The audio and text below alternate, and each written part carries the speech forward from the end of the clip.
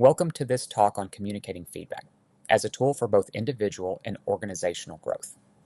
As nurse leaders, the way we give and receive feedback has a direct impact not only on our teams but also on patient safety and outcomes. Think about it. Feedback is more than just correction. It's about building relationships, guiding development, and fostering excellence. In leadership roles, our words shape culture, confidence, and performance. When feedback is thoughtful, it creates trust and psychological safety, which are essential in high stakes healthcare settings. Today, we'll explore practical ways to elevate your feedback practices so they become empowering rather than intimidating. Our goal is for you to leave with strategies you can use immediately in your leadership journey. So let's dive in and rethink feedback, not as criticism, but as one of the most powerful leadership tools you have. Here's our roadmap for today's discussion. We'll start by exploring the foundational role of feedback in leadership, what it really means and why it matters. Then, we'll move into the nuts and bolts, like structured versus informal feedback, and how emotional intelligence shapes our delivery. From there, we'll sharpen communication skills such as reflective listening and supportive dialogue. We'll also tackle constructive feedback and how to navigate difficult conversations with confidence and compassion. After that, we'll shift to feedback as a tool for professional development and growth. We'll discuss evaluating the impact of feedback and how to measure whether our approach is working. Finally, we'll wrap up with real-world applications using healthcare-specific scenarios. By the end, you'll have both a strong framework and practical strategies to put into action. Feedback isn't just about pointing out mistakes, it's the cornerstone of leadership excellence. Effective feedback helps create safer patient environments by reinforcing performance standards. It also strengthens team collaboration, supports interdisciplinary communication, and ensures we meet organizational goals. At the same time, it fuels professional growth and creates pathways for advancement. A strong culture of feedback promotes continuous improvement rather than stagnation. As leaders, we should aim to build ongoing developmental relationships, not one-time corrective moments. When you think of feedback as communication plus relationship plus growth, it changes how you deliver it. Instead of being a task to check off, feedback becomes a way to inspire and elevate your team every day. There are two very different lenses through which feedback can be viewed. One is feedback as correction, which often feels punitive, backward-looking, and can create defensiveness or even fear. The other is feedback as development, which focuses on growth, potential, and future opportunities. Developmental feedback builds trust and psychological safety, which are critical for team learning. It also encourages collaborative dialogue instead of one-way criticism.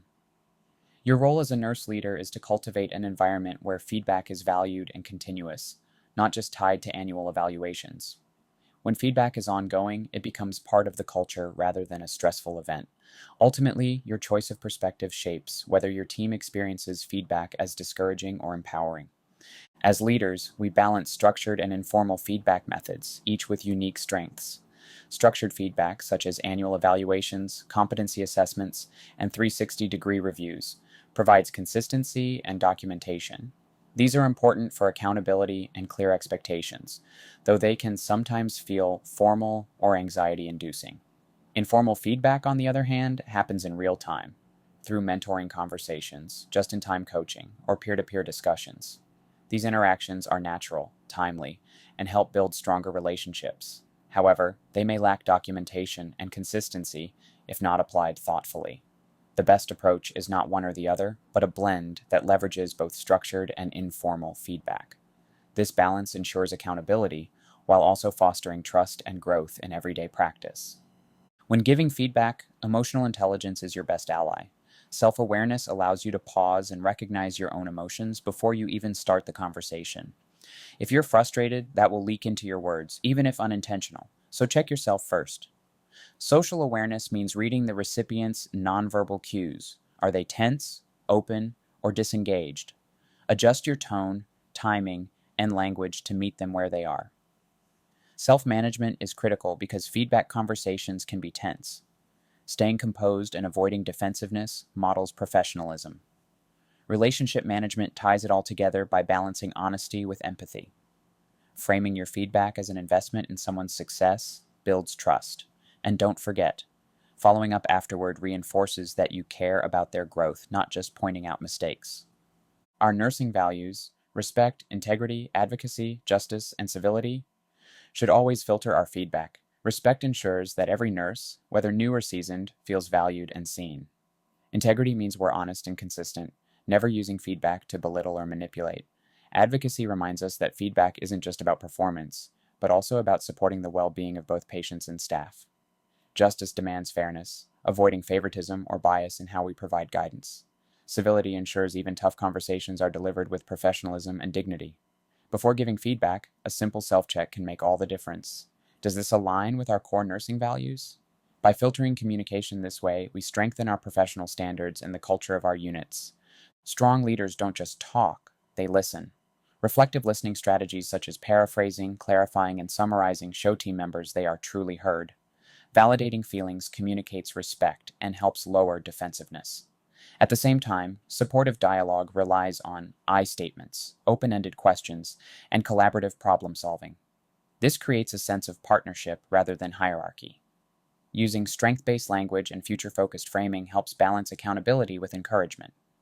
A great tip is the 2-to-1 ratio. For every area of improvement, highlight at least 2 strengths. This practice fosters psychological safety while keeping the conversation productive. When people feel both challenged and supported, they are far more likely to grow and stay engaged. Feedback should never feel like an attack. It should feel like support. Including well-being check-ins, such as how are you managing your workload, communicates that you see the person, not just the role. Framing challenges as growth opportunities encourages resilience rather than discouragement.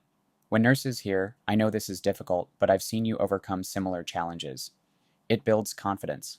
Integrating work-life balance into these discussions also shows you care about sustainability, not just productivity.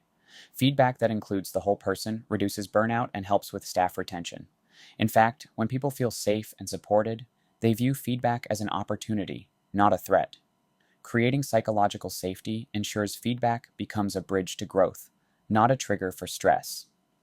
The SBI model, situation, behavior, impact, is a straightforward way to keep feedback clear and constructive.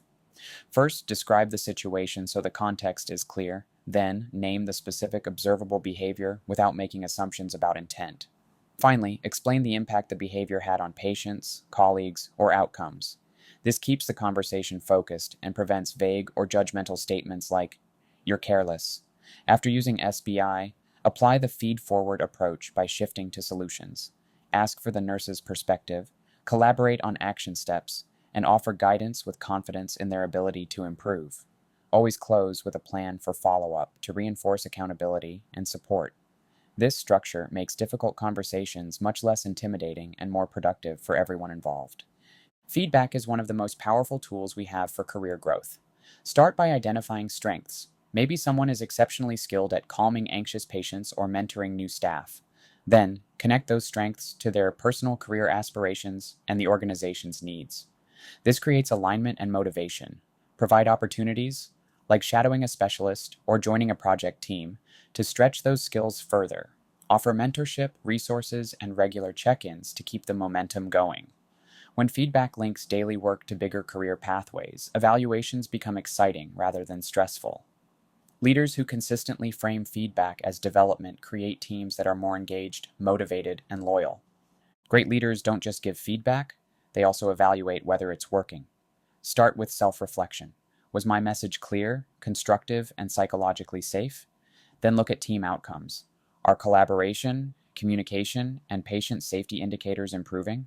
Check organizational results too, like staff retention, satisfaction scores, and quality improvement trends. Feedback is only successful if it translates into better performance and outcomes. Scheduling follow-up conversations closes the loop and shows ongoing commitment. Without evaluation, we risk repeating patterns that don't actually move the needle. Leaders who measure impact create feedback systems that truly advance both individuals and the organization. Let's apply these principles to a common nursing challenge: medication errors. An ineffective approach might sound like, "You've made 3 errors this month. This is unacceptable." While true, this creates defensiveness and fear, not learning. An effective approach is more objective and collaborative. I've noticed 3 medication discrepancies this month. I know patient safety matters to you. Can we talk about what might be contributing and how I can support you? Notice the difference. It acknowledges values, invites dialogue, and explores system factors. This way, feedback becomes a problem-solving conversation instead of blame. Using real-world scenarios like this allows us to practice shifting from punitive correction to supportive development. As we wrap up, let's summarize the essentials. Effective leaders balance structured evaluations with regular informal coaching. All feedback should be filtered through nursing values like respect, advocacy, and integrity. Emotional intelligence helps us deliver feedback that resonates rather than alienates. For difficult conversations, the SBI model gives us structure and clarity.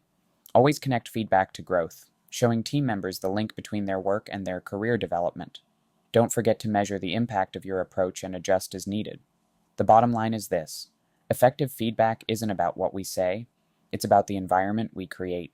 When growth and excellence are part of the culture, feedback becomes an energizing force rather than a dreaded event. Now it's your turn to put these strategies into practice. Identify one upcoming feedback conversation where you can apply what you've learned today. Practice the SBI model with a colleague you trust. It's like a rehearsal that builds confidence. Develop a small feedback improvement plan for your unit, even if it's just adding regular informal check-ins. Remember, the goal is not perfection, but progress. Every intentional feedback conversation strengthens your leadership and your team. Think of feedback as planting seeds. With consistency and care, you'll see growth over time. And finally, celebrate small wins. When you see improvement, acknowledge it. By doing so, you transform feedback from a duty into a powerful leadership habit.